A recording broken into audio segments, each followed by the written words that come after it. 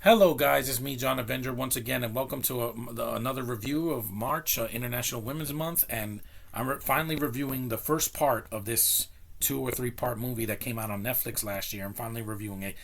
Hear me out before you go into the comment section and write a bunch of nasty comments. This is a 2023 American epic soap opera directed by Zack Snyder. Yes, that same Zack Snyder. He co-wrote with Kurt Johnstad and Shay Hatton, based on a story Snyder conceived. Oh, so that's kind of interesting. It's something different. It's based on a book series, right? Yeah. The film is set in a fictional galaxy ruled by the imperialistic mother world, whose military, the Imperium, threatens a farming colony on the moon of Velt. Korra, not Legend of Korra from Avatar, a former Imperium soldier, ventures on a quest to recruit warriors from across the galaxy to make a stand against the Imperium. And that is Rebel Moon Part 1, A Child of Fire. No, I didn't hate this movie, guys. I will take this any day over The Last Jedi or The Rise of Skywalker because it's shorter. Yeah, they cut it for the PG-13, but again, Netflix knows what they're doing. I mean, they just released Avatar: The Last Airbender live action show, and that was really good. I'll review that sometime this month, but I want to review this first. It wasn't 3 hours long. It was 2 hours and 15 minutes. What else do you want? 4 hours? A 3 hour cut of this being R rated is not going to make much of a difference to me. This isn't the Snyder cut of Justice League where it was completely different when they did it when they added on. But it still wasn't like the greatest movie ever. This movie cost $166 million. Most of the budget is on screen. I like the effects mostly. I like some of the cast. Sophia Boutella is a good lead. She's a female lead that doesn't annoy me like the hobo. Sexy and resourceful and good. Djimon Hounsou, he has his moments. Ed Skrine's not a good villain. I've mentioned that before in the past. You have Charlie Hunnam. He's a lot better here than in some other films he's done, like King Arthur. Anthony Hopkins is just a voiceover. He does like the narration, like he's done in a lot of films, and he does like the voice of a robot that's on screen for a little bit. Michelle Huisman, Duna Bay, Ray Fisher. Ray Fisher, he has more to do here than in the Justice League, in the theatrical cut. I don't know why it got negative reviews. I don't get it. It's Star Wars with a bigger budget. It's basically another Star Wars, but it's not the sequel trilogy where it cost billions of dollars to make all these films and they were boring. Or Rogue One or Solo, where I couldn't get invested because I didn't like the characters. An R-rated extended cut is set for release in mid 2024. I'll see it, but I don't. It's not going to change much of my mind. A sequel's coming out in April. I'm going to see it, and I'll review it in April. I don't think it's that bad. I'm sorry. I've seen worse Zack Snyder films like Sucker Punch or Man of Steel, where it took me completely out, and that had female leads, and it didn't do it for me. And while these characters are not the deepest and they're not the greatest, I didn't hate it. I know a lot of people did, but I'm not one of them. Because after seeing Force Awakens and in the theater and the Last Jedi on Disney Plus and Rise, those drained me of my freaking sanity. This did not do that. I was like, oh, it's a movie that I can watch in the background and it didn't hurt me. Also, Corey Stoll is in it. He doesn't look terrible like in MODOK. You got Dominic Burgess. Yeah, again, I didn't hate everybody in this. Yes, there's a lot of Brits in this, but half of them are going to be dead in the second part. I know it.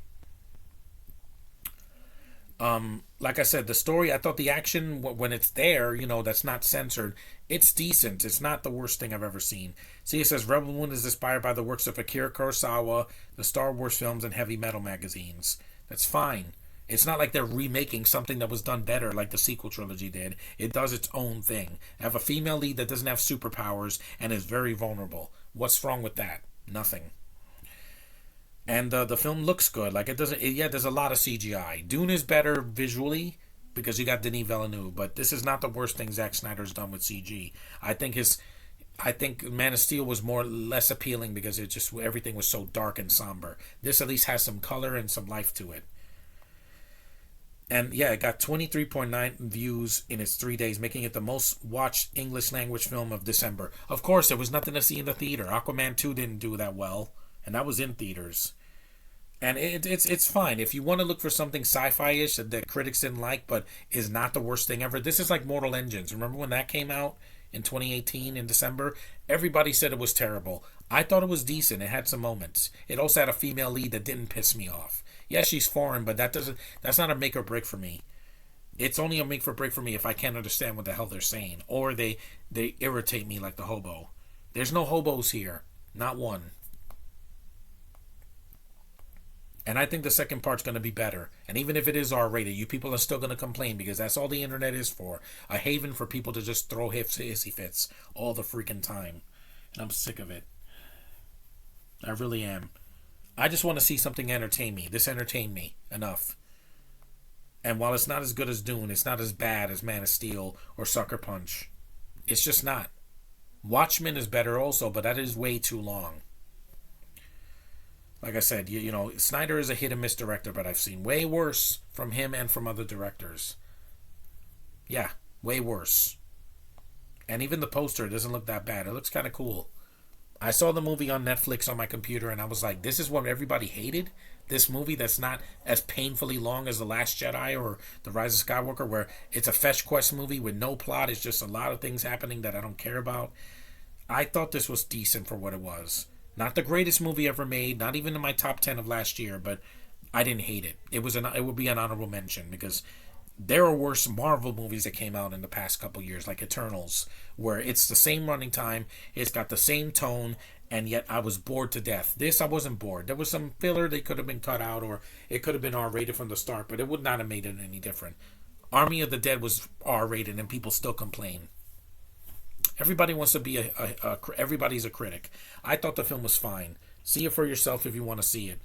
Don't listen to critics because they don't know what the hell they're talking about. Half the time they just want to, if it's not perfect, they just want to crap all over it. And I think it's fine. For what it is, it's entertaining enough. And when I see the longer cut, I'm going to probably say the same thing. So that's my review of Rebel Moon Part 1, A Child of Fire. It's fine for what it is. I don't hate it. I know when I hate something. I just have the rage inside me. So thanks for watching. Acknowledge me, and I'll see you guys in the next review.